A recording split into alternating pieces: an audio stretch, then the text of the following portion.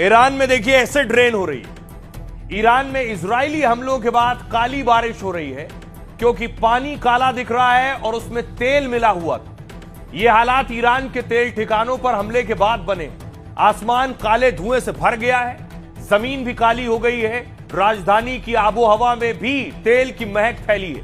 Iran के विश्लेषक फोदलजादी ने आरोप लगाया है कि तेल डिपो पर हमले का रासायनिक युद्ध जैसा प्रभाव हो सकता है। जहरीला धुआं और काली बारिश का पर्यावरण पर असर होगा। इससे इंसान ही नहीं, पशु पक्षी, पानी, मिट्टी प्रदूषित हो रहे हैं। इसलिए रिपोर्ट्स के मुताबिक लोगों को घरों में रहने को कहा गया है। उसके अलावा देखिए, लेबनान में फास्फोरस बम दाग दिया गया है। आरोप है कि इजराइल ने लेबनान में सफेद फास्फोरस दागा है।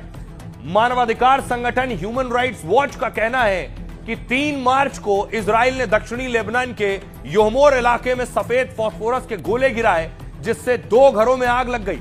दरअसल सफेद फास्फोरस एक बहुत खतरनाक रसायन होता है, इतना खतरनाक कि हवा के संपर्क में आते ही जलने लगता है। शरीर पर गिरे तो बहुत गहरे और दर्दनाक जलने के घाव हो सकते हैं। यह जलन इतनी गंभीर होती है कि हड्डियों तक पर असर पहुंचता है। इतना ही नहीं, सफेद फास्फोरस से इंसान की जान भी जा सकती है।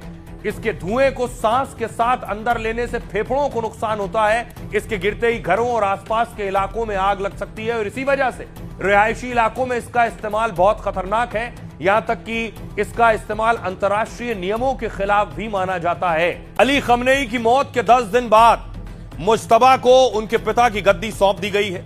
ईरान के विशेषज्ञों की समिति ने उनकी ताजपोशी की। बीती रात नए सुप्रीम लीडर की घोषणा कर दी गई है, जिसके बाद ईरान में लाखों लोग जश्न मना रहे हैं। लोगों को कहा है कि वो देश भर में इकट्ठा होकर सभाएं करें और नए सुप्रीम लीडर के लिए वफादारी की शपथ लें। दूसरी तरफ मुश्तबा को कमान मिलते ही ट्रंप भड़क गए। ट्रंप ने कहा है कि वो अब बदला लेंगे। अमेरिकी राष्ट्रपति ने खुलेआम ईरान को धमकी दी है। कहा, ईरान का नया लीडर मेरी मंजूरी के बिना नहीं टिकेगा। ट्रंप ने एनबीसी न्यूज को दिए इंटरव्यू में सीधे धमकाया है, कह दिया है कि ज्यादा समय तक वो टिक नहीं पाएंगे। इससे पहले ट्रंप कह चुके हैं कि मुझे मुश्तबा पसंद नहीं और जिसे मैं चाहूंगा वो ईरान का सुप्रीम लीडर बनेगा।